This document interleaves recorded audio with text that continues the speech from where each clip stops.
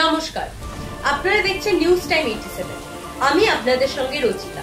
আজকের সবথেকে বড় তথ্য যেটি আলিপুর আবহাওয়া দপ্তর থেকে উঠে আসছে সেটি হলো আজ অর্থাৎ বৃহস্পতিবার এবং কাল অর্থাৎ শুক্রবার পরপর এই দুই দিন কিন্তু হতে চলেছে ঘূর্ণিঝড়।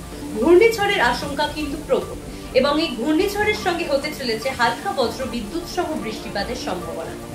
এমনটাই তথ্য উঠে আসছে আলিপুর আবহাওয়া দপ্তর থেকে। আলিপুর আবহাওয়া দপ্তর আরো জানালো যে এই শনিবার অর্থাৎ আগামী শনিবার থেকে পরের সপ্তাহে শনিবার পর্যন্ত কিন্তু টানা নিম্নচাপের সম্ভাবনা দেখা যাবে। এমনটাই তথ্য জানালো আলিপুর আবহাওয়া দপ্তর।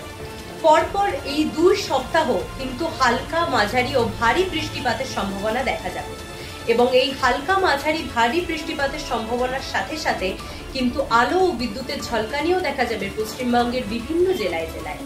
এমনটাই তথ্য জানালো আলিপুর আবহাওয়া দপ্তর। এরকমই সত্য খবরের জন্য আমাদের চ্যানেলের সঙ্গে যুক্ত থাকুন। Bureau report, news time 87।